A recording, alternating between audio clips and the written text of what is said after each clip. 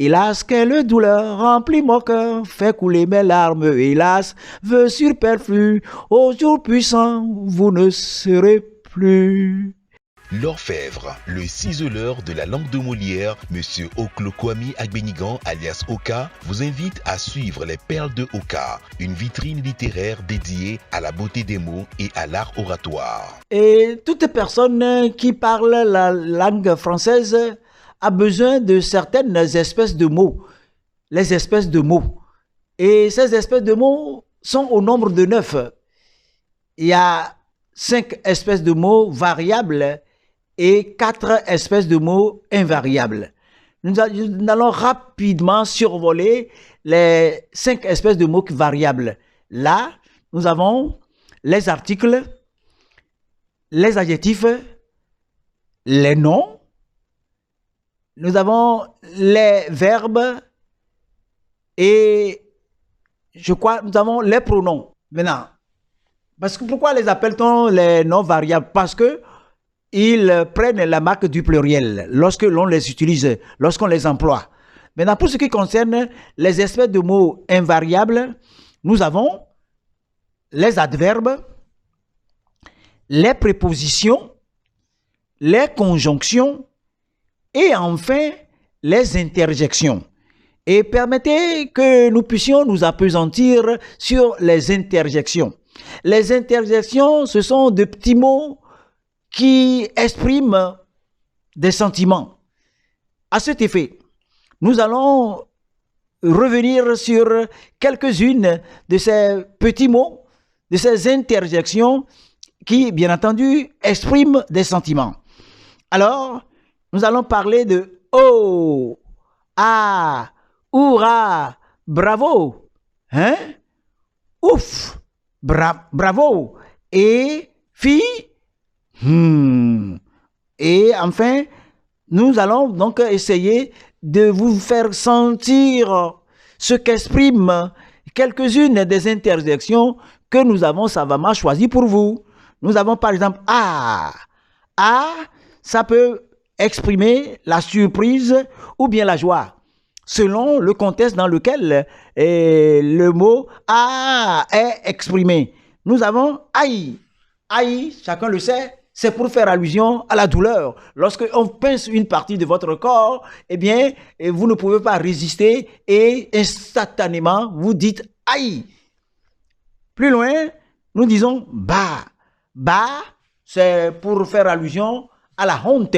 C'est pour manifester aussi le dégoût. Bah. Bon, quelqu'un qui est un peu négligent, mon devoir, je le ferai. Bah.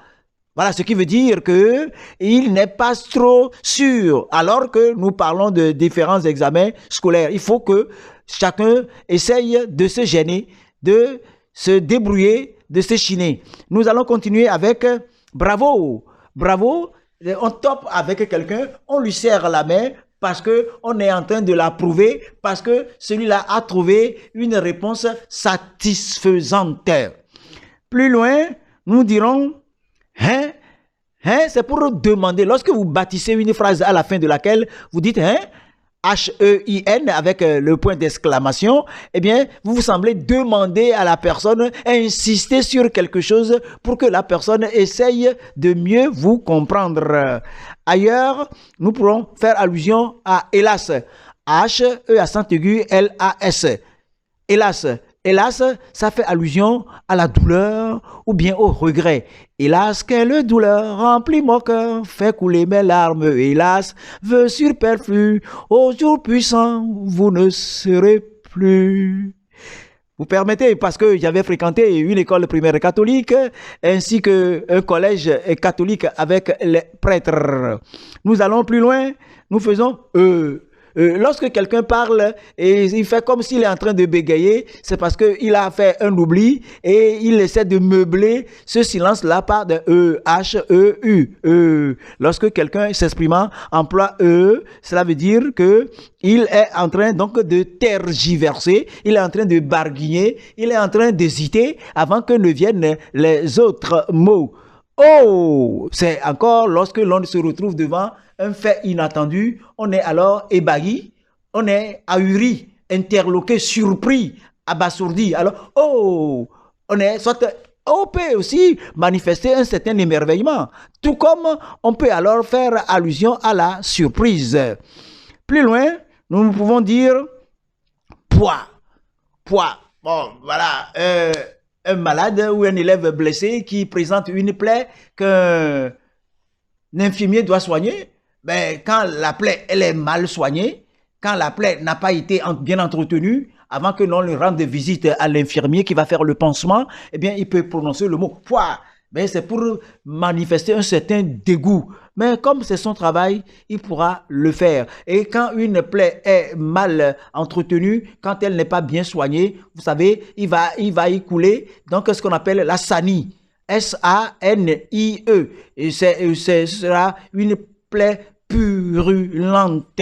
Alors, nous demandons aux parents de veiller sur les estafilades, les blessures des enfants, afin que ça ne puisse pas amener ces enfants à se faire couper une jambe ou un pied. Nous ne le souhaitons pas. Voilà. Nous allons continuer. Chut.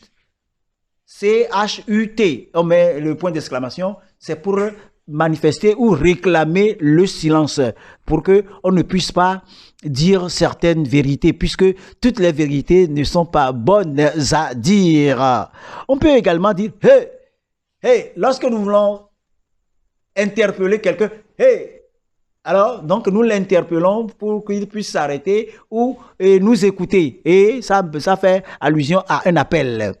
Bon, nous continuons avec gare, comme la gare routière, la gare par où passent donc les chemins de fer. Maintenant, gare, c'est une forme donc de méfiance où on essaie quand même d'insister sur quelque chose pour que les enfants soient sur le qui-vive, pour qu'ils puissent éviter de fâcheuses conséquences qui pourraient leur arriver lorsqu'ils passeraient outre.